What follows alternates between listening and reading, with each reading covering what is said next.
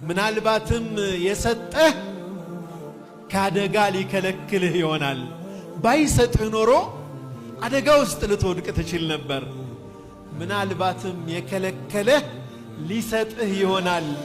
በመከልከሉ ውስጥ ለአንተ ጸጋ ነው። ጸጋችንን ቆጥረን ልንዘልቀው እንደማንችል አላህ እንዲህ ይለናል፣ ወአታኩም ሚን ኩሊ ማ ሰአልቱሙሁ ወኢን ተዑዱ ኒዕመተ ላሂ ላ ትሕሱሃ። የጠየቃችሁትን ሁሉ ሰጣችሁ፣ ብትቆጥሩት የኔን ጸጋ አትደርሱበትም። የጠየቃችሁን ሁሉ ሰጣችሁ። እኛ አይን ስጠን ብለን ጠይቀን ይሆን? መተንፈስ እንድችል የመተንፈሻ አካሌን ጤነኛ አድርግልን ብለን ጠይቀነዋል?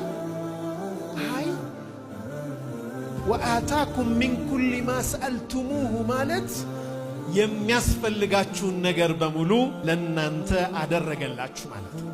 እንዲህ ስጠን ብለን ሳንጠይቀው ግን የመጠየቅም በላይ አስፈላጊ የሆኑ ነገሮችን አላህ ለኛ አድርጎልናል።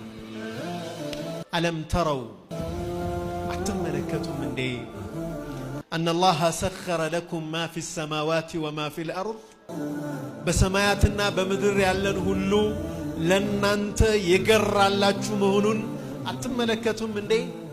ወአስበገ ዐለይኩም ኒዓመሁ ዛሂረተን ወባጢና፣ በግልጽም በውስጥም ያሉ ጸጋዎቹን ለናንተ አዳረሰላችሁ፣ አንበሸበሻችሁ።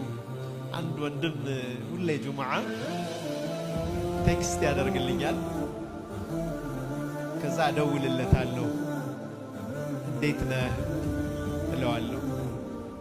አልሐምዱሊላህ አላህ እንደኔ አቀማጥሎ የያዘው የለም ይላል። ይህ ስሜቱ በጣም ይገርመኛል። ሁሌም ስላጣነው ነገር ብቻ ስለምናስብ ያለንን ብዙ ነገር እውቅና አንሰጥም። ያለን ነገር በሙሉ ግን ከአላሁ ስብሓነሁ ወተዓላ የተሰጠ ነው። ኒዕማዎቹን ማሰብ ስንችል ሙንዒሙን ያንን ኒዕማ የሰጠንን አላህ ማመስገን እንጀምራለን። ወማ ቢኩም ሚን ኒዕመትን ፈሚን አላህ፣ ምንም አይነት ጸጋ ይኑር ይሁን እናንተ ላይ ያለ ጸጋ ከአላህ ነው ይላል። ጸጋው በሁለት መንገድ ሊመጣ ይችላል። አንደኛው የፈለግነውን ነገር በመስጠት የሆነ ነገር እንፈልጋለን፣ አላህ ይከፍትልናል።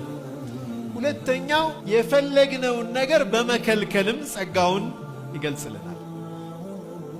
ፈዐሳ አን ቱሒቡ ሸይአን ፈሁወ ሸሩን ለኩም ወዐሳ አን ተክረሁ ሸይአን ወሁወ ኸይሩን ለኩም ወላሁ ያዕለሙ ወአንቱም ላ ተዕለሙን። እናንተ የምትወዱት ግን ለእናንተ መጥፎ የሆነ ለእናንተ ጥሩ እናንተ የምትጠሉት ለእናንተ ግን ጥሩ የሆነ ነገር አለ። አላህ ያውቃል፣ እናንተ ግን አታውቁም። በመከልከልም ውስጥ ጸጋ ስላለ ማለት ነው።